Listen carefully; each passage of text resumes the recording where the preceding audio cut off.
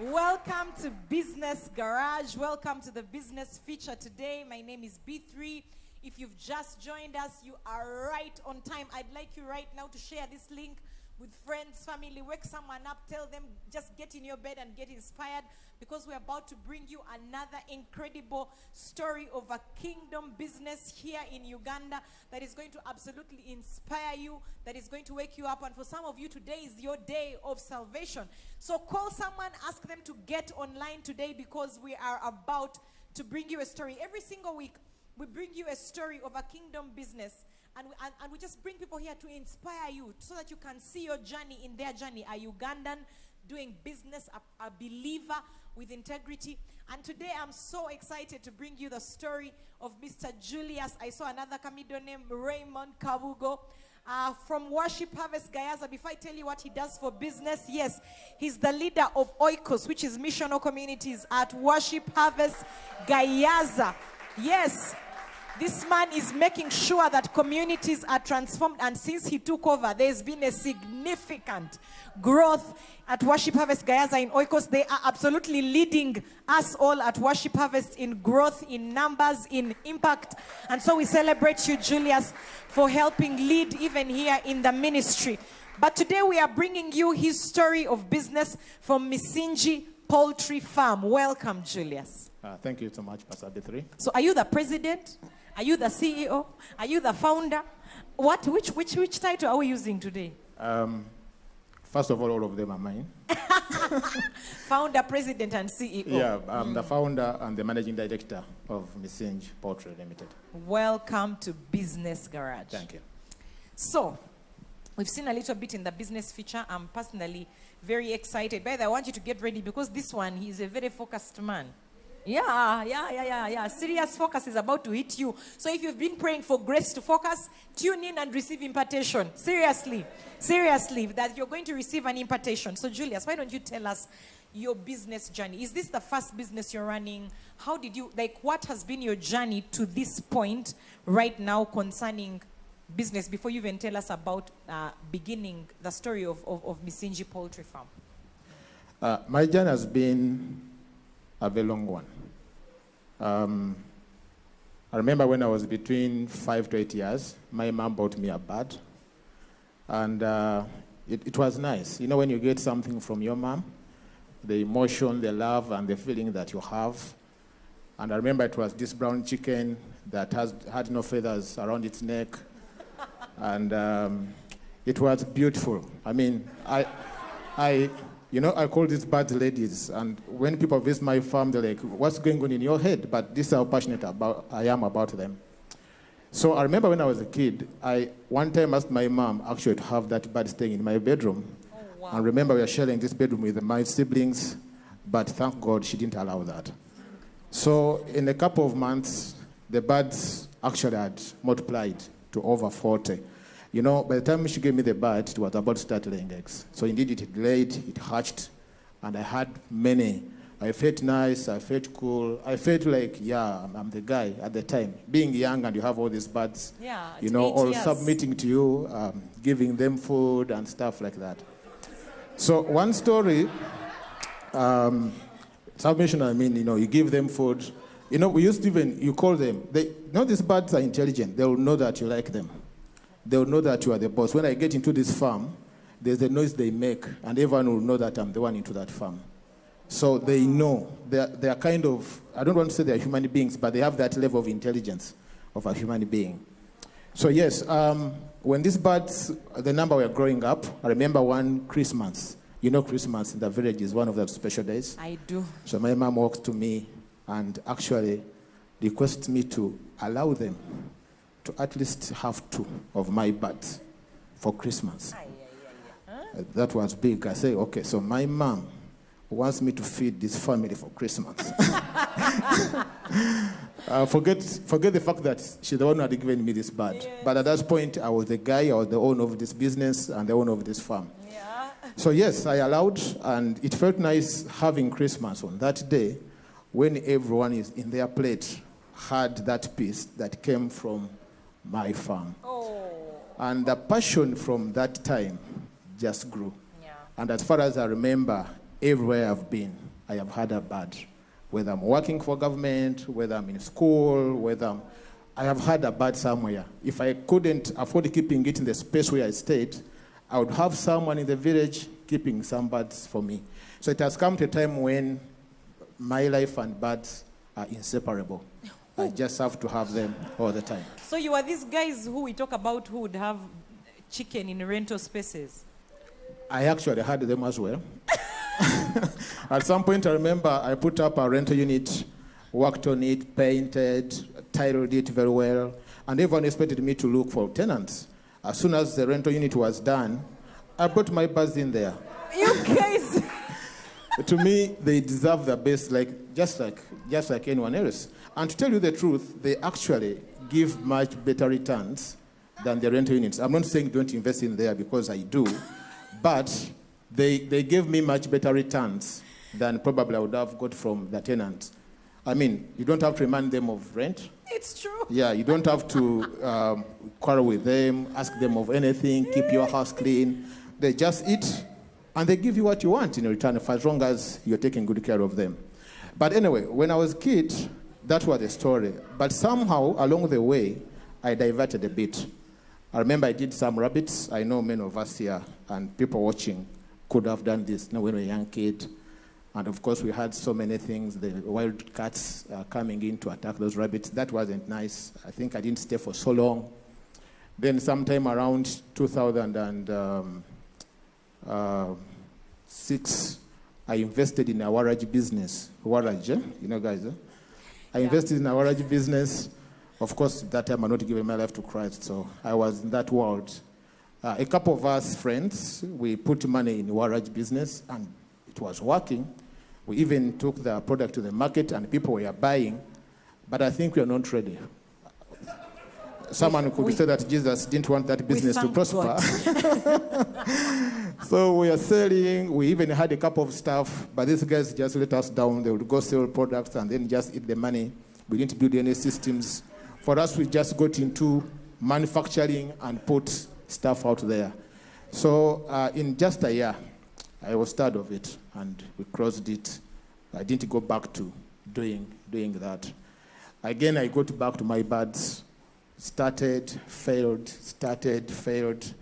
But I kept on benchmarking. When you say started, failed, what do you mean, Julius? I could actually, the time when I stocked 650 birds, they didn't give me a return. What do you mean? Yeah, because the younger guy I hired to help me out, by then I was working, I was too busy to actually supervise and lead.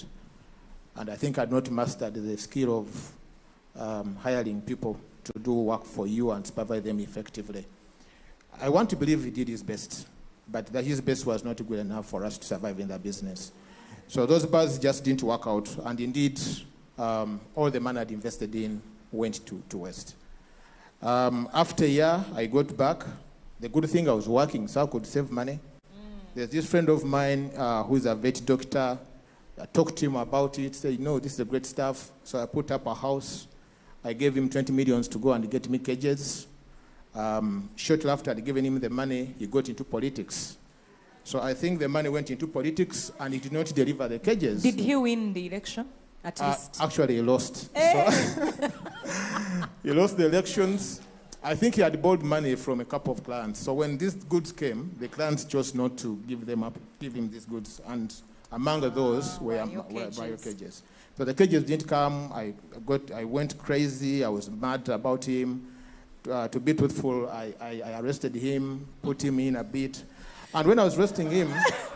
Julius, yeah. You know the thing is that you see the things he says and he just continues. Yeah. Put him in a little bit. Yeah, a bit. I told him, I'm not putting you in because I want the money. I just want to teach you some lessons, to help you, realize that you need to be responsible. Yeah. I mean, he was my good friend. But there's no way, at that point I felt this is the best way I would disciple this guy. Indeed. To realize that, yeah. that he needed to be very serious. Did he become serious? Yeah, since become serious. So I put him in for a day, and I remember literally pleading up to him, say, guy, I mean, you can't leave me in this cell tonight. You've got to get me out. I said, no, I need you to be in there. so that you learn some lessons. So that what you've done to me, you never do to another person, because you probably do to someone who's going to even be worse and hard on you. So we stayed in for a night. He came out the following day. I still wanted my money. Somehow we paid back around 10. So the 10 he didn't pay it. But I love it. I left that to him. After that, I'd wasted a lot of money. Remember, I'd put up a structure. Yes. It didn't work. The cages didn't come. Literally, all the preparation activities and expenses I'd incurred, they did not work out. But I knew that this is my thing. You know that feeling when this is what is meant for me? I just knew it was just a matter of time. And even when I continued to work, I was only looking for money to do my business. To re-enter. Yeah, to re-enter the poultry business. Thank God, I've been a great guy at work, doing real well, quickly getting through the promotions to earn some decent money, which accelerated my getting into this business, buying land, and investing in the thing that I needed to start. So sometime in September 2018, I just felt the time had come. So that evening, I requested to meet my boss, who at the time was Jennifer Semakula Msisi, in her home, to tell her that I needed to quit. So it was one of those very difficult moments to tell the boss, that is relying on you, especially on financial management, where I'm very good. But anyway, I had to tell her because I just felt the time had come. So I told her, and she immediately declined. She said, no, there's no way.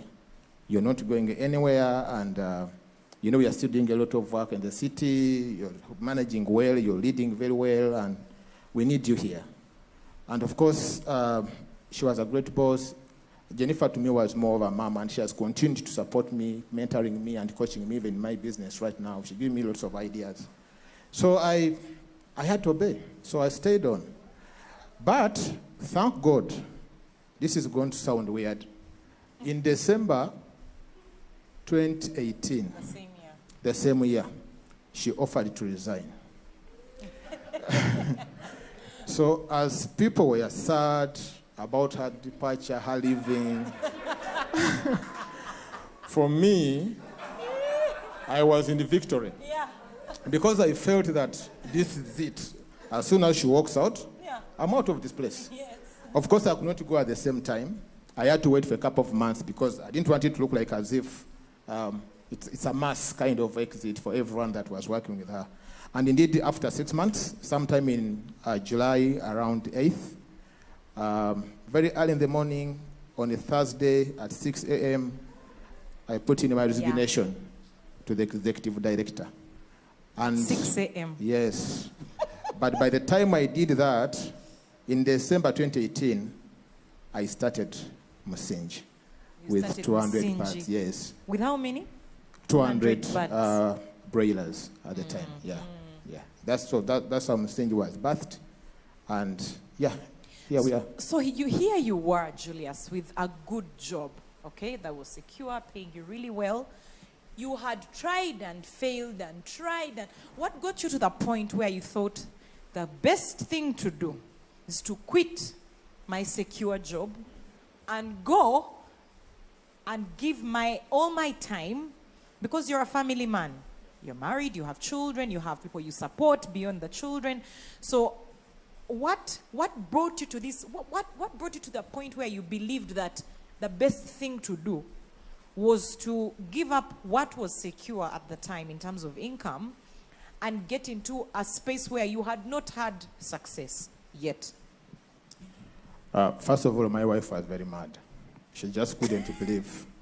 Because to her, I was the next big thing in terms of being the lead of an organization, lead of a company, and stuff like that. But I have known all this time that I was meant to start some company, and poultry company, and it was going to be very faithful. I have had that confidence, I have had that faith. And for me, I knew that being engaged in where I was meant to give me the foundation and the platform to do exactly this. And indeed, it did give me that foundation. Apart from the money, because I would work, get a salary, save, and invest, but also I was trained because I was in positions of leadership. And up to now, I see that the skills that I picked, the exposure that I picked from KCCA and the travels I had an opportunity to go to, as to date, helping me a great deal.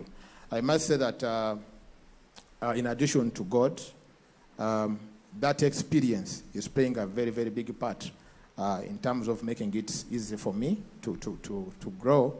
But at the same time, the relationships, the friends, I've just mentioned Jennifer MC, who continue to date, to check out on what I'm doing. She's one of my clients, buying our eggs, and many times giving me tips on the couple of things I need to do to make sure that my business grows so fast. So this is something I've wanted even before I got into employment, but I knew that I needed to take a certain path for me to get there. I must admit that it's not very easy to make that decision. No. But you must have the confidence to move.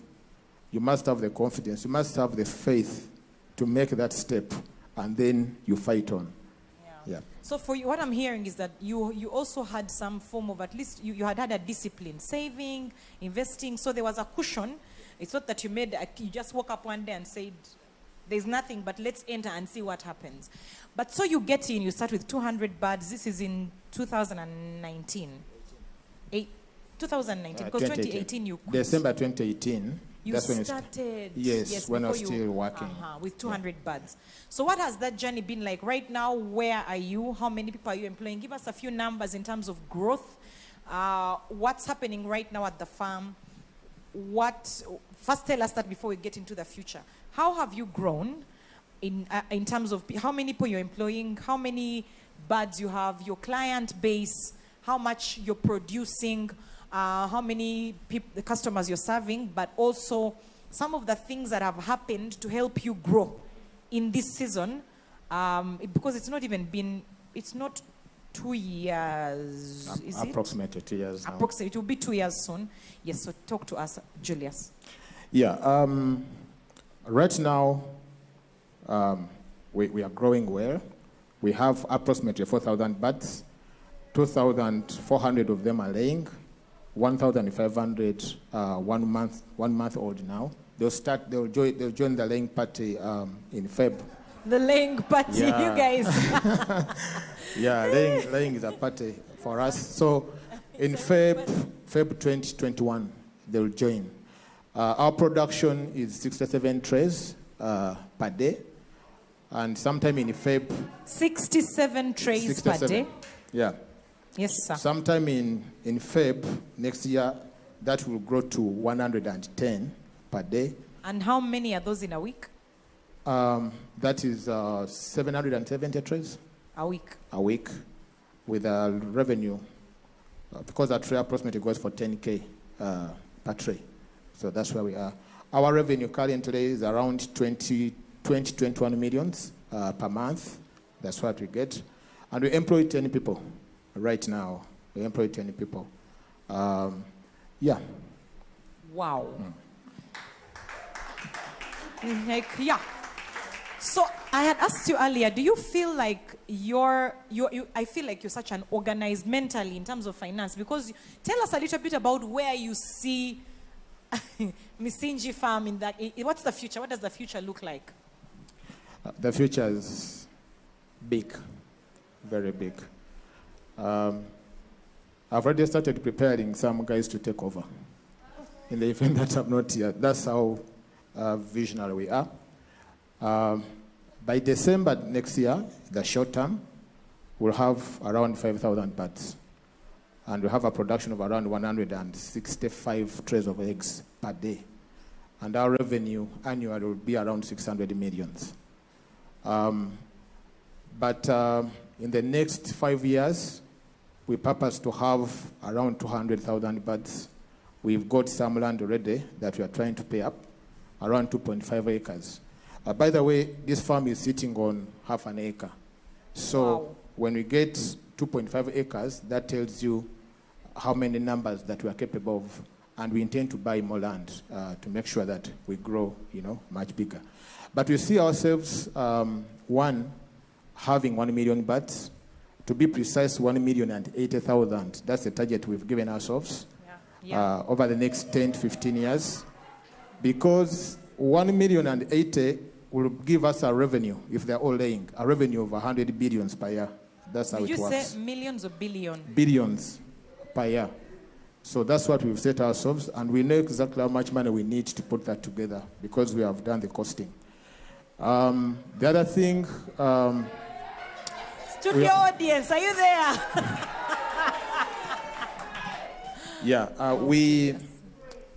We are also doing some work with the manure. When these birds do the poo, many of us, you might know those things. But let me tell you, there is a lot of money in that stuff. It's such a revelation. A lot of money in manure. Right now we are doing organic manure using the maggots. I think you saw some of that stuff. And then we also are doing some other manure that we've been selling to farmers. And what is coming up, what we are seeing, that the manure has the capacity to give us much more money than what the eggs give us. Wow. From the little work that we have done already. Because we are selling the organic manure at 3,000 shillings. And we are starting to get orders, especially from guys that are dealing in apples. Recently, we got feedback from one of the clients, very, very excited about the output, the outcome of the fruits, the apples, having used, our manure, but also so many other farmers. The other thing we are looking at is hatching.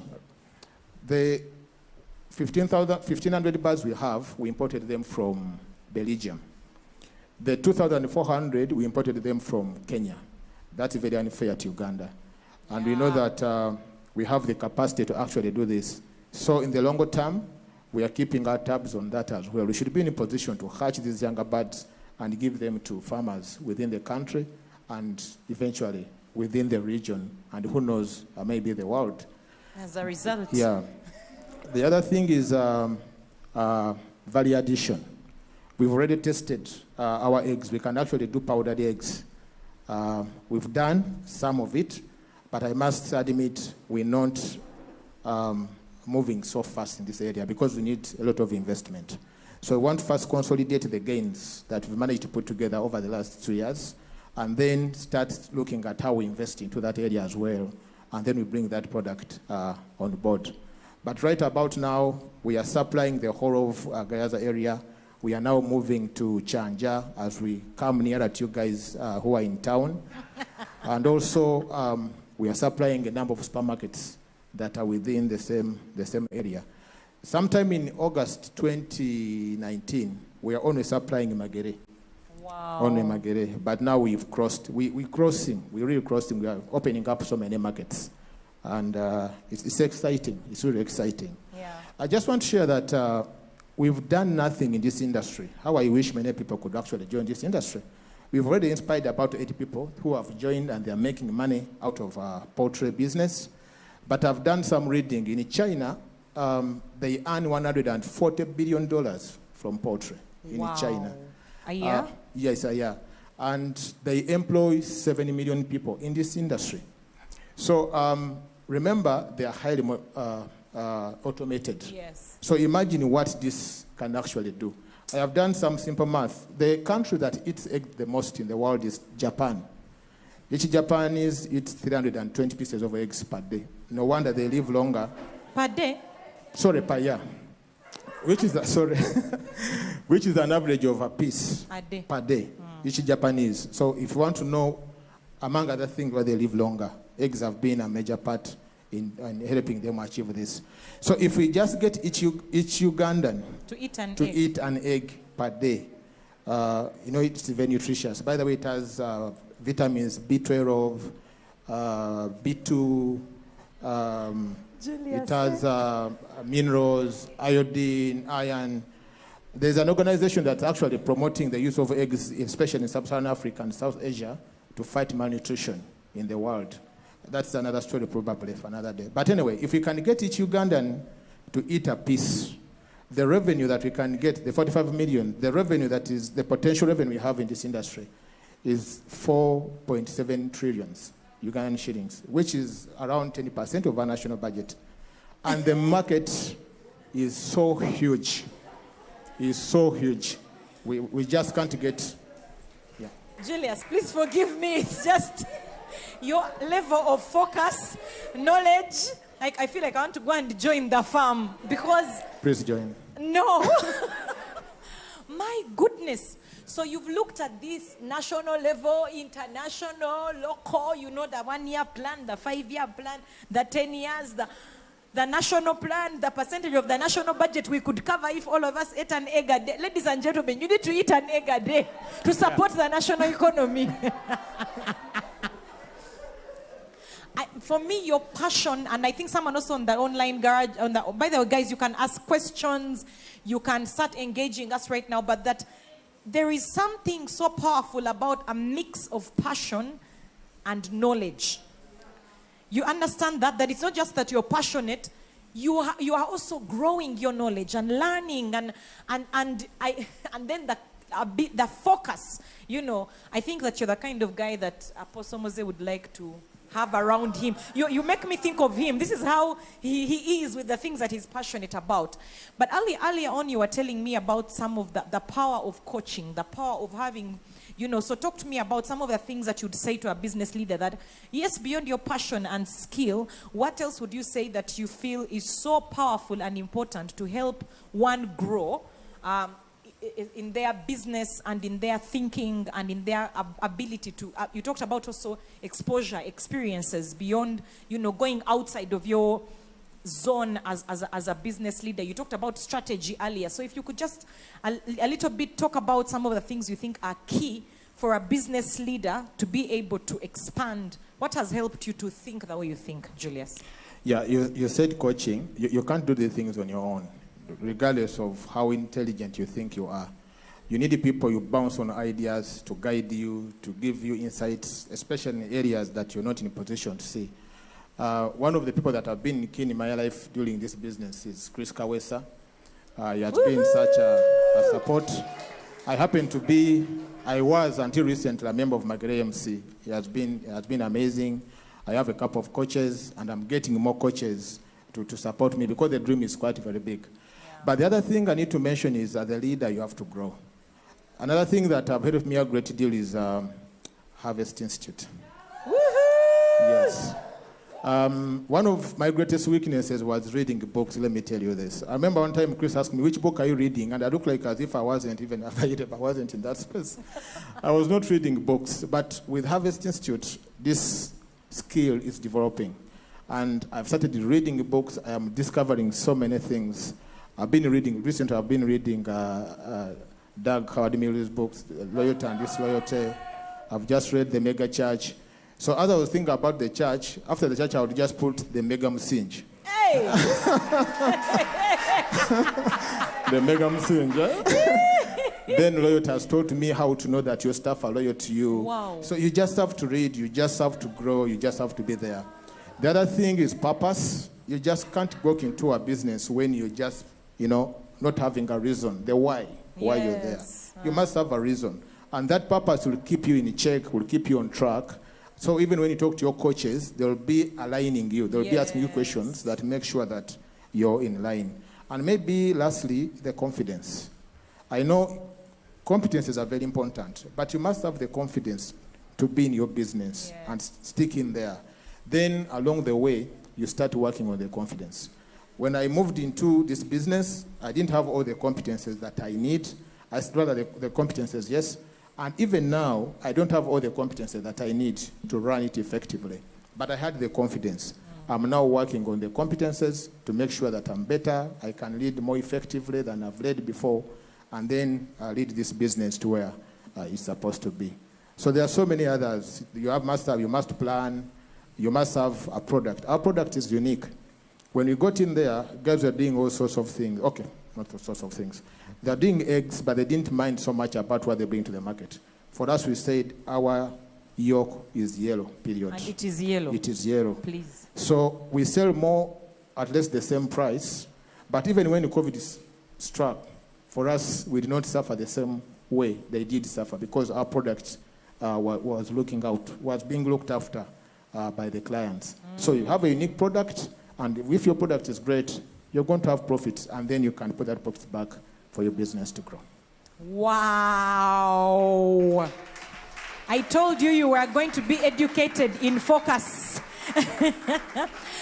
It's been such a pleasure, really, interviewing you. Time is the only thing that hinders us.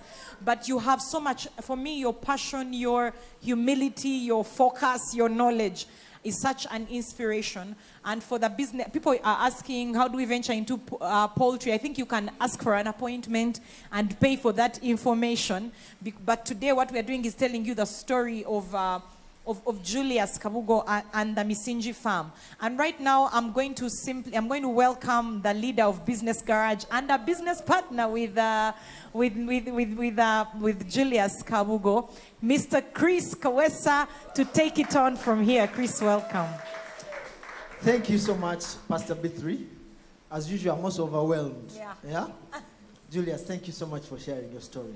I don't know how to continue, because I feel like I don't have the vision. Exactly. Yeah, I don't have the vision. So Julius, thank you so much. I know you've encouraged lots of people. One of the things I hear is passion. Your passion is out of the sky, you know? You're so passionate about what you do. And on top of that, you add, like Pastor Betri said, knowledge and detail. And I'm sharing this from an experience because I've sat with you for a while. You talk about everything with numbers. Yes. You know, I know he's not saying this, but you know the cycle of the chicken, how they lay the eggs. It does. You know the number of eggs every cage has almost per week. You have everything to the detail. And that doesn't come from anywhere. Yeah? You know the focus for next year, the other year, the people you're employing, what they are learning. It's just a beautiful story of someone he has put his target right and is focusing on every detail. Yeah? That's something we have to learn as business people. On top of that, there is something you've talked about, but briefly, about the purpose. You have a purpose. You know, you've talked about the mega church here and there, and I see your story is not separate from people and discipleship. No. Having known you and how you do your things. So tell us, I know all the people you're employing are from the community. Yes. Right? You started serving the community. But also you're a leader in the community. You've transformed lots of young people in the community. And then you're so busy, then you can still do all these things.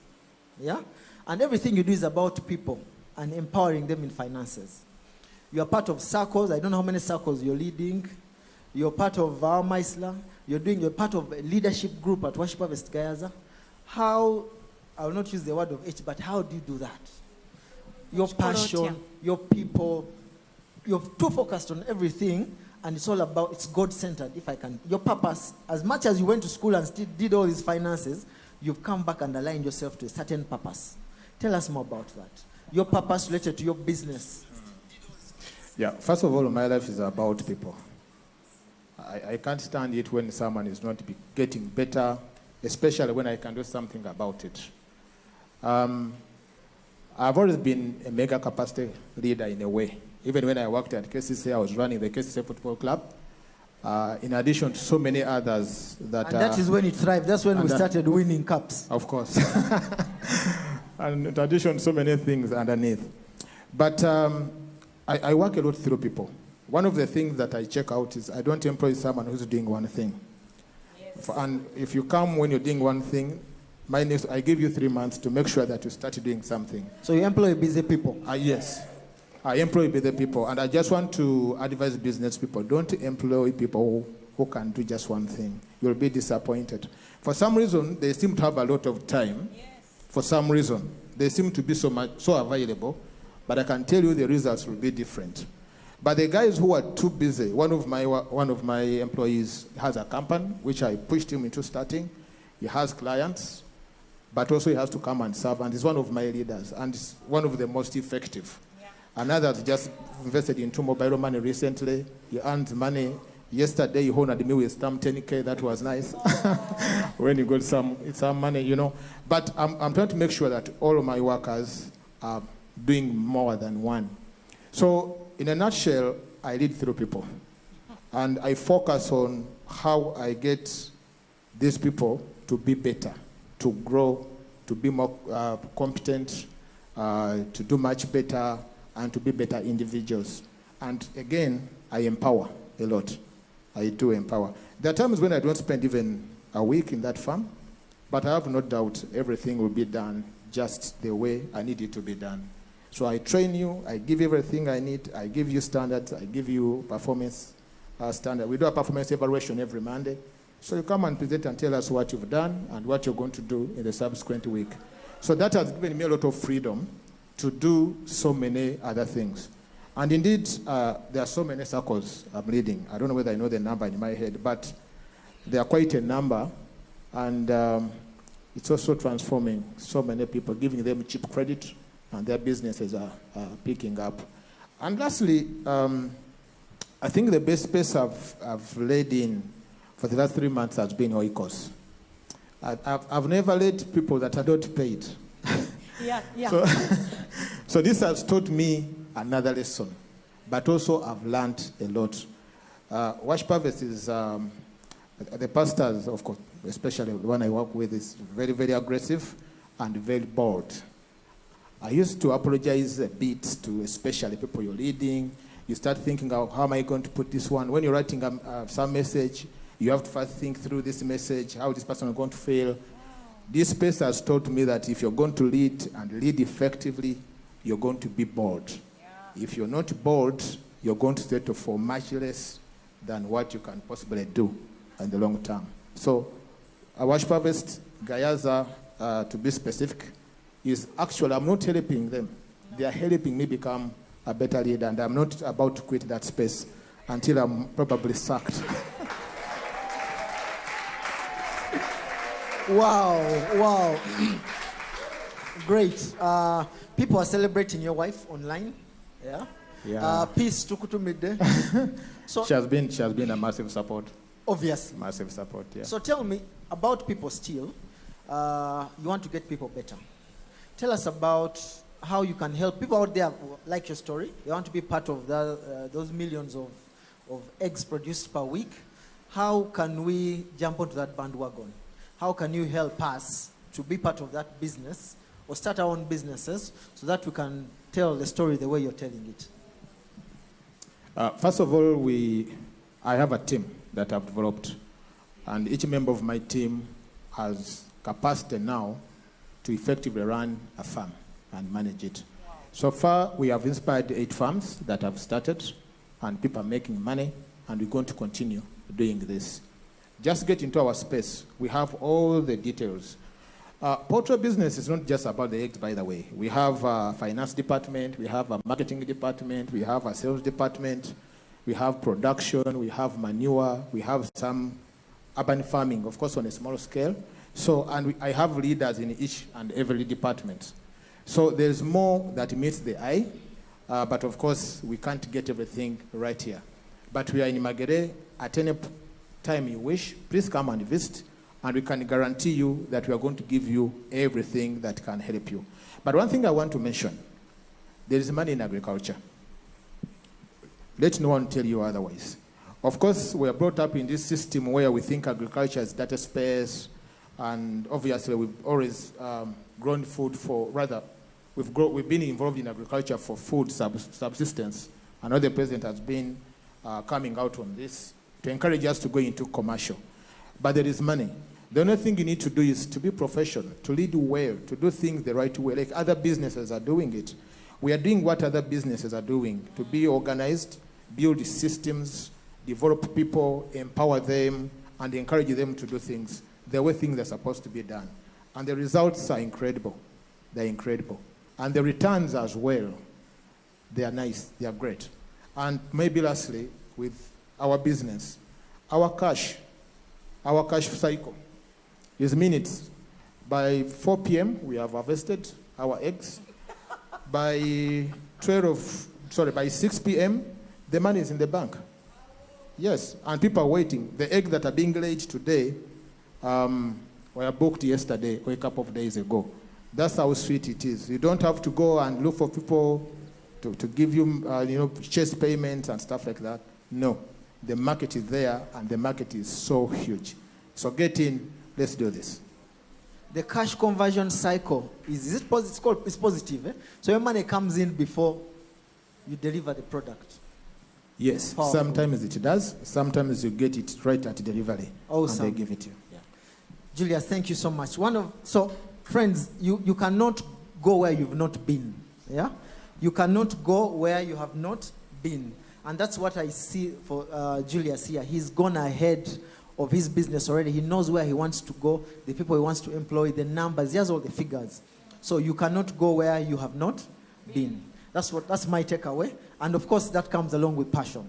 Yeah? Passion accelerating that vision. Over to you, Pastor Betty. Wow. Can I have some appreciation here for Mr. Julius Kabugo, Msingi Mega Farm, the Mega Msingi Farm. We really celebrate you. Thank you for sharing your story, your journey, your insights, your passion, your knowledge. You have totally inspired people. I have a couple of people saying this. Ocheng Appel says, this is my first business garage session. As a businessman, I've really been missing the inspiration I needed years ago. We have lots of people saying people, passion, purpose, performance management, professionalism, pride. Those are the 5 P's that Joshua Kakaire Chibedi, I think, not Kibedi, Wanange, has got out of this.